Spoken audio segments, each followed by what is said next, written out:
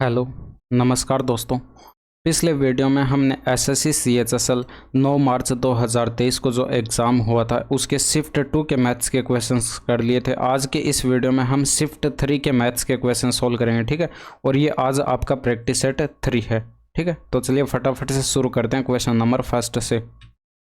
इसमें देखिए दो वृत्तों की परिधि आपको दे रखी है, उनकी त्रिज्याओं के बीच का अंतर कितना है ये आपको कैलकुलेट करके बताना। तो फॉर्मूला कौन सा यूज़ करोगे, 2πr2 माइनस r1, और ये बराबर इनकी त्रिज्याओं ये इनके परिधि के बीच का डिफरेंस देख लीजिए कितने का, 77 का आपको दिखाई पड़ा, यानी कि बराबर हो जाएगा 77। तो यहाँ पर वैल्यू पुट कर दीजिए, 2 इंटू में 22/7 इंटू में हो जाएगा r2 माइनस का r1 बराबर 77, ठीक है।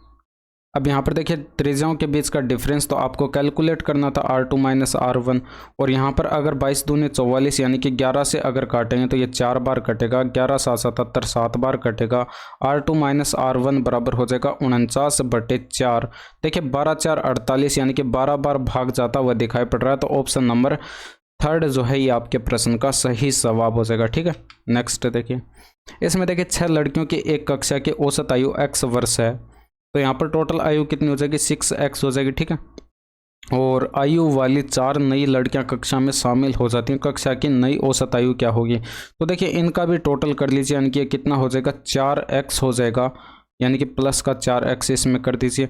और इसके अलावा यहाँ पर देखिए माइनस का 2 और ये प्लस का 4, यानी कि प्लस का 2, 8 2 10 और ये 10 यानी कि 20 हो जाएगा, इसमें प्लस 20 कर दीजिए। ये आपके पास टोटल आयु आ चुकी है कितनी लड़कियों की, 6 और 4 10, यानी कि 4 और नहीं आ गई थी, यानी कि इसमें 10 का डिवाइड करेंगे तो देखिए 10x प्लस का 20, 10 कॉमन लेकर काट देंगे तो x प्लस का 2 आपके प्रश्न का सही जवाब हो जाएगा, ठीक है। नेक्स्ट देखिए, इसमें देखिए एक फॉर्मूला आपको पता होगा, यहाँ पर a³ प्लस b³ और प्लस में c³ और माइनस का 3abc का फॉर्मूला ये आपको पता होगा। भाई ये बराबर होता है a प्लस बी प्लस सी और इंटू में होता है a² plus b² plus c² और माइनस के अंदर ab माइनस का bc माइनस का ca, ठीक है। तो यहाँ पर आपको क्या दिखाई पड़ा, भाई यहाँ पर c की जगह 2c आ रहा है और यहाँ पर देखिए c 2c का स्क्वायर करेंगे तो 4c स्क्वायर हो जाएगा। और यहाँ पर देखिए 2c आ रहा है, यहाँ पर भी 2c आ रहा है। तो हमें यहाँ पर पता चला कि यहाँ पर c की जगह क्या रिप्लेस किया गया, c की जगह रिप्लेस किया गया 2c से, ठीक है।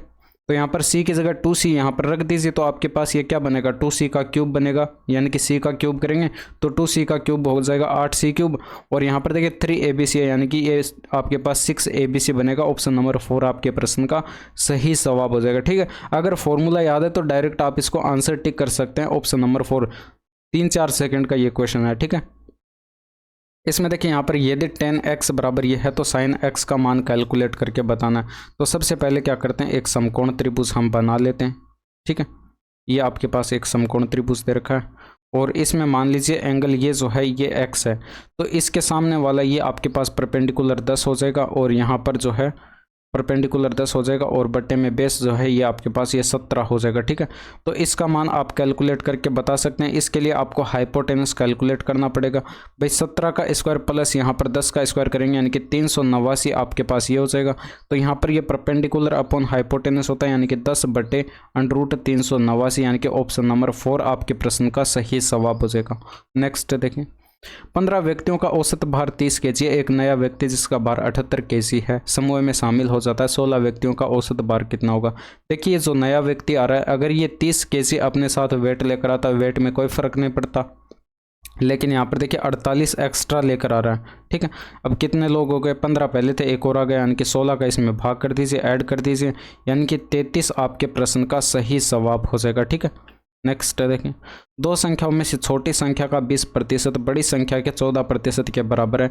यदि दोनों संख्याओं का योग ये दे रखा है तो बड़ी संख्या का मान क्या है। तो यहाँ पर देखिए 20% का मतलब क्या होता है, 1/5, यानी कि छोटी संख्या x मान लीजिए, इसका 1/5 कैलकुलेट करेंगे और बड़ी संख्या y मान लीजिए, इसका 14%। 14% का मतलब क्या होता है, 7/50, यानी कि इसका 7/50 कैलकुलेट करेंगे। भाई फ्रैक्शन वैल्यू आपको अगर पता है तो इसको आसानी के साथ कैलकुलेट कर सकते हैं।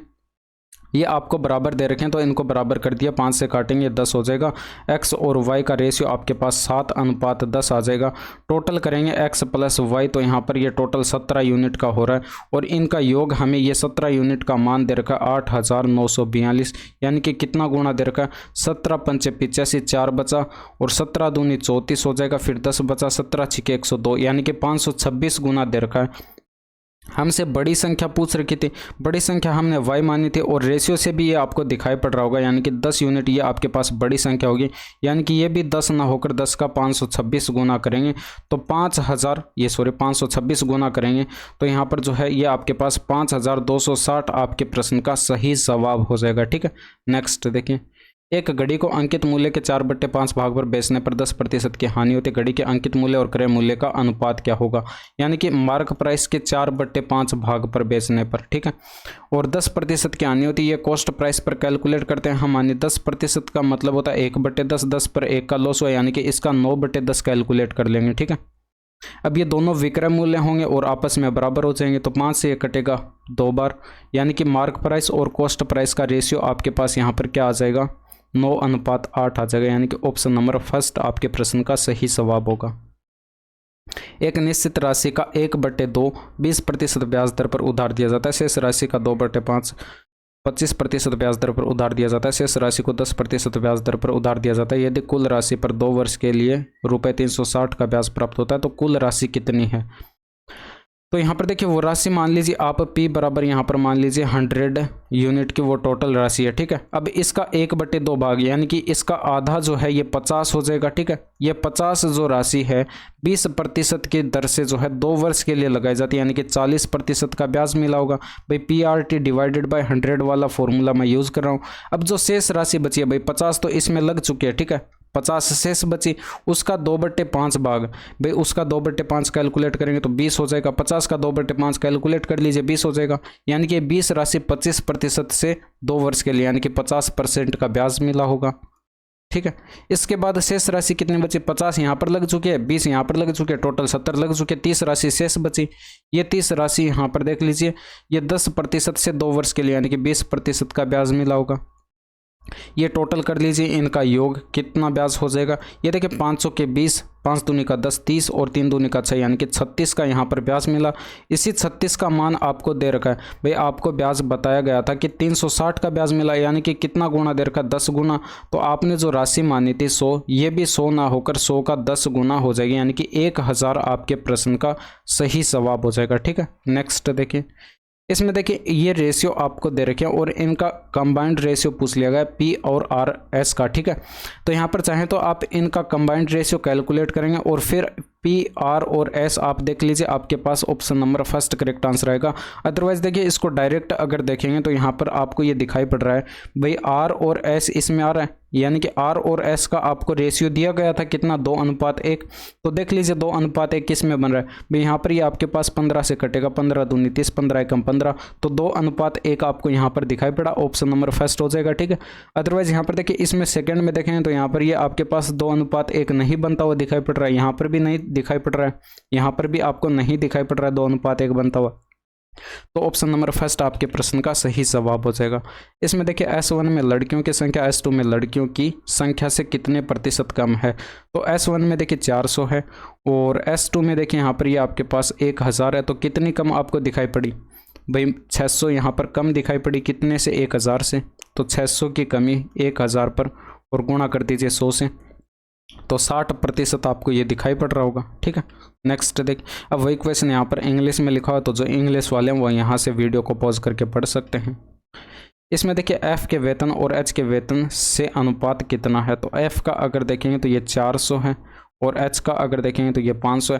भाई 4:5 आपको दिखाई पड़ा, ऑप्शन नंबर 4 आपके प्रश्न का सही जवाब हो जाएगा। इंग्लिश वाले यहाँ से पढ़ सकते हैं इसको।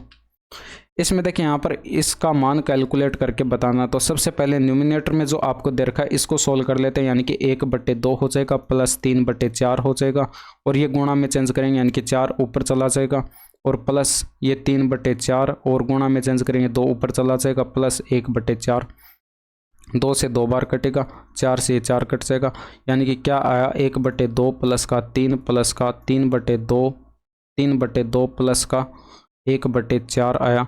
इसको सोल्व करेंगे तो बटे में 8 आ जाएगा और यहाँ पर ये 4 आ जाएगा और ये 8 त्रिका 24 हो जाएगा और ये आपके पास यहाँ पर 4 त्रिका 12 हो जाएगा और ये हो जाएगा 2। ठीक है, तो ऐड करेंगे तो यहाँ पर ये 36 4 40 और 42/8 हो जाएगा। 2 से काटेंगे 21/4 हो जाएगा। ये आपके पास यहाँ पर न्यूमिनेटर में आ चुका है। अब ये जो डिनोमिनेटर में आपको ये दे रखा है इसको भी हम सोल्व कर लेते हैं। भाई यहाँ पर ये 3/4 लिखा हो गुणा में 1/4, गुणा में चेंज करेंगे तो ये 2 ऊपर चला जाएगा, -1/2 गुणा में चेंज करेंगे तो ये पलट जाएगा यानी कि 4/3 गुणा में ये आपके पास हो जाएगा 1/4, 4 से 4 कट जाएगा, यहाँ पर 2 से ये 2 बार कटेगा, 3/8 आ जाएगा, -1/6 आ जाएगा, ये आपके पास 24 आ जाएगा बट्टे में और यहाँ पर 3 त्रिका 9 हो जाएगा, -4 हो जाएगा यानी कि 5/24 आपके पास ये डिनोमिनेटर में आ चुका है। ये दोनों मान आपके पास यहाँ पर आ चुके हैं। आप क्या करेंगे, इसको और इसको डिवाइड कर देंगे। भाई 21/4 ये ऊपर था, इसके बट्टे में ये लिखेंगे तो ये इसको गुणा में करके लिखेंगे तो ये वैल्यू पलट जाएगी यानी कि 24 ऊपर हो जाएगा और 5 नीचे आ जाएगा। तो ये 4 से कटेगा, 6 चौके 24 हो जाएगा, 21 से 126 हो जाएगा, बट्टे 5 आपके प्रश्न का सही जवाब आ जाएगा। नेक्स्ट देखिए, एक कार निर्धारित समय से 60 मिनट पहले निकल जाती है लेकिन 280 किलोमीटर दूर अपने गंतव्य तक समय पर पहुंचने के लिए उसे अपने सामान्य चाल 14 किलोमीटर पर आवर की धीमी करनी पड़ती है। ठीक है, कार की सामान्य चाल क्या होगी, कार की सामान्य चाल मान लीजिए x है। ठीक है, तो 280 किलोमीटर की दूरी उसने तय की x की स्पीड से, तो ये टाइम हो जाएगा। भाई दूरी बटे चाल करेंगे आपके पास टाइम आएगा और इससे 1 घंटा ज़्यादा लगता है। भाई 60 मिनट मतलब 1 घंटा ज़्यादा लगता है। ठीक है, तो इसमें +1 कर दीजिए। अब वही दूरी 280 किलोमीटर की x - 14 की स्पीड से कवर होगी, क्योंकि 14 किलोमीटर इसने स्पीड को धीमा कर दिया तो x - 14 कर दिया। अब यहाँ पर ये भी टाइम आएगा और ये टाइम इसके बराबर होगा। इसको सोल्व कर दीजिए, यानी कि यहाँ पर अगर आप इसको सोल्व करेंगे तो ये आपके पास क्या बनेगा, इसको इधर ले जाएंगे, ये 1 इधर बचा और ये बराबर में आपके पास 280 यहाँ पर कॉमन आ जाएगा। ब्रैकेट में यहाँ पर 1/x - का 14 बचेगा और ये इधर माइनस में होगा तो यानी कि यहाँ पर 1/x यहाँ पर माइनस में आ जाएगा। ठीक है, 280 कॉमन लेकर मैंने डायरेक्ट यहाँ पर लिख दिया, ये 280 हो जाएगा। ब्रैकेट के अंदर हो जाएगा x माइनस का x, ये आपके पास प्लस का 14 हो जाएगा, बट्टे में x इंटू में x माइनस का 14 हो जाएगा और ये ब्रैकेट क्लोज, x से x कट जाएगा यानी कि यहाँ पर ये आपके पास क्या बनेगा, 1, ये इधर आकर गुणा हो जाएगा यानी कि x इंटू में x माइनस का 14 हो जाएगा और ये बराबर देखिए 14 की गुणा कराएंगे इससे तो 14 × 8 = 112, हासिल आएगी 11 और फिर 14 दूनी 28 और 11 39 हो जाएगा, ये 0। अब वैल्यू पुटिंग से आप इसको सोल्व कर लेंगे। भाई वैल्यू पुटिंग से अगर देखेंगे तो देखिए आपको x की जगह 63 रखेंगे तो इकाई का अंक हमें 0 चाहिए, यानी कि यहाँ पर देखिए 14 माइनस करेंगे तो ये बनेगा 49। 49 में इकाई का अंक 9 और यहाँ पर इकाई का अंक 3, 9 त्रिका 27, इकाई का अंक 7 आ रहा है तो यहाँ पर ये नहीं हो सकता। इसमें देखिए 70 रखेंगे तो यहाँ पर देखिए 70 इसके मल्टीप्लाई में होगा तो इकाई का अंक तो 0 आएगा ही आएगा। तो 70 पर हम कैलकुलेशन कंप्लीट करके देख लेते हैं। भाई यहाँ पर x की जगह आपने 70 रखा और यहाँ पर भी 70 रखा तो ये बना क्या आपके पास 70 इंटू में ये 56 बना, आपके पास हो जाएगा 7 × 42, 7 × 5 = 35 और 4 × 39, ये 0। ये बराबर देखिए आपके पास ये बन रहा है, यानी कि ऑप्शन नंबर 2 आपके प्रश्न का सही जवाब होगा। इसमें देखिए 11 से विभाजित तो इसका मान कैलकुलेट करके बताना है। भाई यहाँ पर आप विषम स्थान पर अंकों का योग करेंगे तो ये क्या बन जाएगा, 12 प्लस का b बन जाएगा और यहाँ पर करेंगे तो ये a प्लस का 2 बन जाएगा। इनका डिफरेंस करेंगे 12 प्लस का b में से माइनस कर दीजिए a प्लस का 2 तो ये आपके पास क्या बनेगा, 10 प्लस का b माइनस का a बनेगा। अब ये डिफरेंस आपके पास बराबर 0 आ जाए या फिर 11 का कोई मल्टीपल आ जाए तो यहाँ पर जो है अगर बराबर ये 0 लें तो b - a का मान क्या होना पड़ेगा, माइनस का 10 होना पड़ेगा। ये पॉसिबल नहीं है क्योंकि कम से कम यहाँ पर माइनस का 9 हो सकता है लेकिन माइनस का 10 नहीं हो सकता। इसके बाद यहाँ पर देखिए अगर हम बराबर 11 लें, ये बराबर 0 तो हो नहीं सकता, यानी कि बराबर 11 लें तो इसका मान 1 होना पड़ेगा b - a का। ठीक है, और ये पॉसिबल है तो b - a बराबर कितना है, 1 आया, यानी कि ऑप्शन नंबर फर्स्ट आपके प्रश्न का सही जवाब हो जाएगा। इसमें देखिए ट्रायंगल दे रखा है m और n क्रम से DE और DF भुजाओं पर बिंदु हैं और MN EF के समांतर है। ये पिछले शिफ्ट में हमने बनाया है इस टाइप का क्वेश्चंस, यानी कि एक ट्रायंगल हम बना लेते हैं ये। ठीक है, ये ट्रायंगल है आपके पास, ये DEF है, इसमें 2 बिंदु दे रखे हैं आपको M और N। ठीक है, DE पर M बिंदु दे रखा है और यहाँ पर DF पर N बिंदु दे रखा है। जब आप इनको मिलाएंगे तो ये आपके पास एक MN रेखा बनेगी, ये M और ये N, और ये MN आपको दे रखी है यहाँ पर EF के समांतर है। और इसके अलावा यहाँ पर MN EF का रेशियो आपको दे रखा है 2:5, ठीक है, ये 2:5 इनका रेशियो दे रखा। तो पिछले शिफ्ट में मैंने आपको बताया था कि यहाँ पर जब भी कोई एक भुजा के समांतर हम कोई रेखा खींचते हैं तो ये अन्य दो भुजाओं को समान अनुपात में डिवाइड करती है, यानी कि समान अनुपात में इनको बांटती है, ठीक है। तो यहाँ पर आपके पास ये वाला आपके पास ये DE भुजा जो है ये भी आपके पास पूरी 5 यूनिट हो जाएगी और ये आपके पास यहाँ पर ये 2 यूनिट हो जाएगी। रीज़न ये है यहाँ पर कि ये जो छोटे वाला ट्रायंगल और ये बड़े वाला ट्रायंगल जो है ये आपस में समरूप होंगे, ठीक है, और ये समरूप होंगे तो ये आपके पास इनका रेशियो भी यही होगा। अब यहाँ पर देखिए ये ME जो है ये टोटल आपके पास 5 है और ये DM आपके पास 2 यूनिट है, यानी कि ये 3 यूनिट बच गई। और इस 5 यूनिट का मान दिया गया था भाई, DE आपको यहाँ पर 60 सेंटीमीटर और ME का मान बताना था। तो ये आपके पास यहाँ पर 60 दे रखी है और यानी कि इसका कितना गुना दे रखिए, 12 गुना दे रखिए। तो यहाँ पर ME का मान आपको कैलकुलेट करके बताना था। तो ये ME आपके पास कितना है, 3 यूनिट, यानी कि ये भी 3 ना होकर 3 का 12 गुना करेंगे, यानी कि 36 सेंटीमीटर आपके प्रश्न का सही जवाब होगा। नेक्स्ट देखिए, इसमें देखिए 2 इधर लेकर आ जाइए, यानी कि यहाँ से आपके पास ये क्या बनेगा, k+1/k बराबर -2 बनेगा।